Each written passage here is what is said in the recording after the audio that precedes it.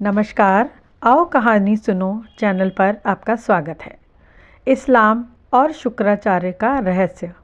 कौन थे मुसलमानों के पूर्वज? क्या सचमुच वे लोग सनातनी हिंदू थे? क्या संबंध है शुक्राचार्य का इस्लाम से? दुनिया भर के मुस्लिम लोग चाहे इस सच्चाई पर कितनी भी बहस करते रहें, लेकिन उनके सबसे पवित्र तीर्थ स्थान में बहुत से पवित्र चिन्ह, मदीने में होने वाली पूजा, उनके रहन सहन के तौर तरीके आदि उनके सनातनी हिंदू होने की गवाही देते हैं। दैत्य गुरु शुक्राचार्य ने क्यों बसाया मक्का मदीना? हिंदू पौराणिक ग्रंथों के अनुसार दैत्य गुरु महर्षि भृगु व असुरराज हिरण्यकश्यप की पुत्री दिव्या के पुत्र शुक्राचार्य ही मुस्लिम समुदाय के जनक हैं। शुक्राचार्य भगवान शिव के परम भक्त थे।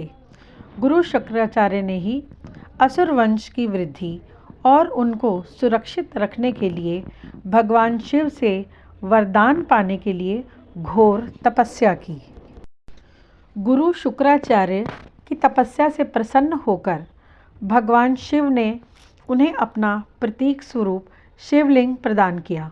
शुक्राचार्य ने भगवान शिव के प्रतीक स्वरूप शिवलिंग को वैष्णव अर्थात विष्णु भक्तों से दूर रखने का निश्चय किया, क्योंकि भगवान भोलेनाथ का यह स्पष्ट आदेश था कि जिस दिन कोई वैष्णव मेरे इस स्वरूप पर पवित्र गंगा जल से अभिषेक कर देगा, उस दिन संपूर्ण राक्षस वंश का नाश हो जाएगा।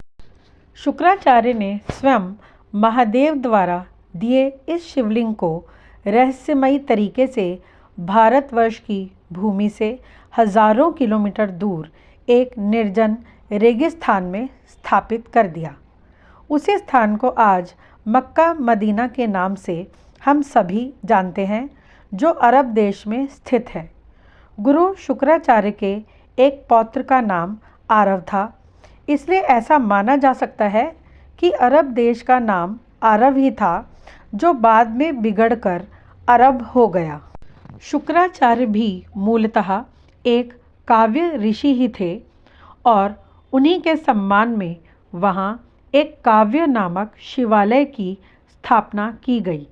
कालांतरों पश्चात यह काव्य शब्द ही विकृत होकर काबा कहलाने लगा।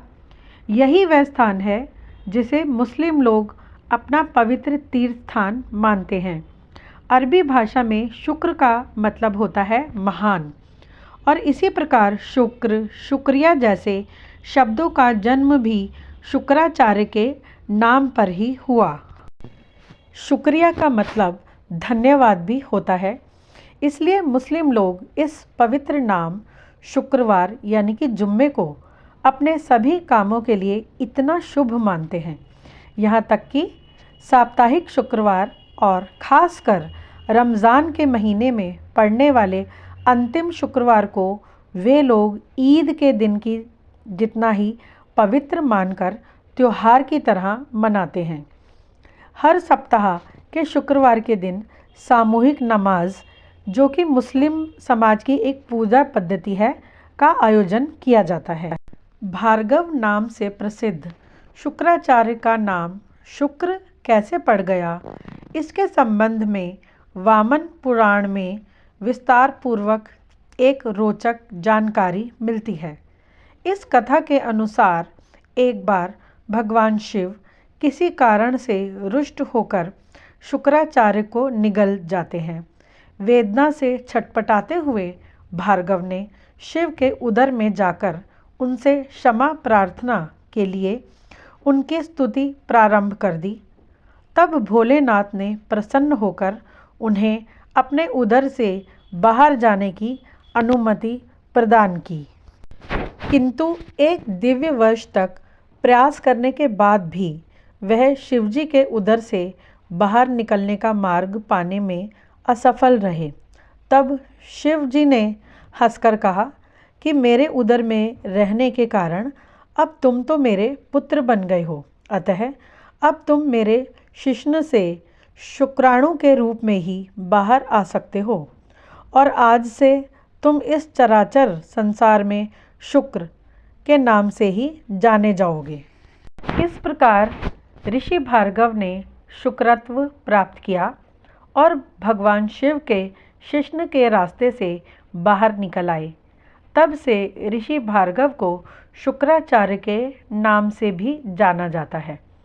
रामायण के अनुसार रावण की बहन स्वरूपनखा का वध नहीं हुआ था और रावण की मृत्यु के बाद उसने भी शुक्राचार्य के आश्रम में ही आश्रय लिया था। लक्ष्मण द्वारा नाक काटे जाने के कारण स्वरूपनखा को एक कपड़े से अपना मुंह ढककर रखना पड़ता था। स्वरूपनखा की चेहरा ढकने की इसी आदत को मुस्लिम समाज की महिलाओं ने एक परंपरा के रूप में अपना लिया और इसलिए आज भी मुस्लिम महिलाएं अपना चेहरा ढककर ही रखती हैं। अरब देश एक रेतीला स्थान होने के कारण वहाँ सूर्य की गर्मी अत्यधिक होती है।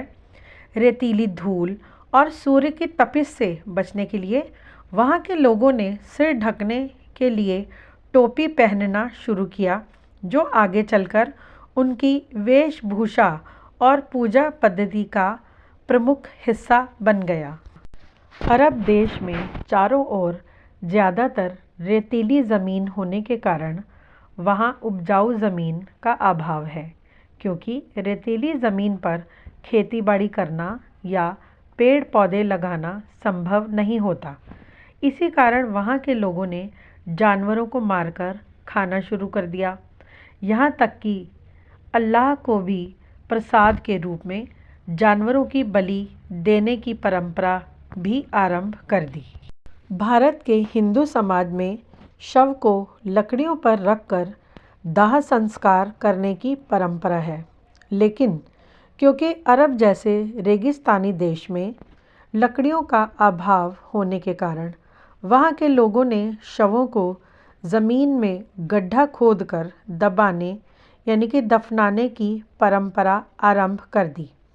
ऐसा कहा जाता है कि काबा यानी कि काव्या में अब तक तकरीबन 360 हिंदू देवी देवताओं की मूर्तियां भी मिल चुकी हैं। इनमें विशेषकर शनि और चंद्रमा की मूर्तियां शामिल हैं। उन्हीं मूर्तियों में से किसी एक मूर्ति को अल्लाह का नाम दिया गया है। शनि और चंद्र के अलावा वहाँ सूर्य और अन्य ग्रहों की मूर्तियाँ मिलना भी इस बात का स्पष्ट संकेत है कि काबा में नव ग्रहों को पूजा जाता है, क्योंकि हिंदू धर्म में तो प्राचीन काल से ही मूर्ति और नवग्रह की पूजा का विधान रहा है और शुक्राचार्य भी एक हिंदू ही थे, इसलिए वे हिंदुओं की पारंपरिक पूजा पद्धति से भली भांति परिचित थे। इसीलिए शुक्राचार्य ने ही मुस्लिम समाज को भी यही पूजा पद्धति सिखाई है। भगवान शिव ने अर्धचंद्र को अपने ललाट पर धारण किया है और यह अर्धचंद्र सनातन हिंदू धर्म में बहुत पवित्र माना जाता है। यही अर्धचंद्र काबा के शिखर पर भी स्थापित किया गया है, क्योंकि मुस्लिम समाज में भी भगवान शिव के पर्याय इस अर्धचंद्र को पवित्र माना जाता है। इसीलिए इस्लामी झंडों पर भी यह अर्धचंद्र अंकित होता है। हिंदू धर्म में पवित्र ओम शब्द को लिखकर अगर शीशे में देखा जाए तो यह अरबी भाषा में लिखे गए शब्द अल्लाह जैसा ही दिखाई पड़ता है। मुसलमानों में इस अंक 786 को बहुत ही पवित्र माना जाता है। यह भी ओम शब्द से ही बना है। परंतु कैसी विडंबना है कि मुस्लिम समाज का एक बुद्धिजीवी वर्ग भी इस बात को स्वीकार नहीं करता। संस्कृत भाषा में लिखा जाने वाला 786 अंक ओम नहीं तो और क्या है। मुस्लिम लोग मक्का मदीना जाकर काबा की 7 परिक्रमा लगाते हैं, जबकि हिंदू धर्म में भी भगवान शिव और अन्य देवी देवताओं की परिक्रमा लगाने का विधान है। यकीनन गुरु शुक्राचार्य ने ही मुस्लिम समाज को यह सारी हिंदू पूजा पद्धति सिखाई है। मक्का से कुछ ही दूरी पर लगे एक बोर्ड पर लिखा हुआ है कि इस क्षेत्र में गैर मुसलमानों का प्रवेश वर्जित है। माना जाता है कि यह बोर्ड उस समय का है जब इस्लाम की शुरुआत हुई थी, या ऐसा भी हो सकता है कि शुक्राचार्य ने भगवान शिव की चेतावनी को ही ध्यान में रखते हुए इस क्षेत्र में हिंदुओं का प्रवेश वर्जित कर दिया हो। जब भी किसी मंदिर का निर्माण करना होता है तो ऐसा स्थान खोजा जाता है जहाँ पर आसपास कोई नदी हो, क्योंकि नदियों का पानी बहुत पवित्र माना जाता है।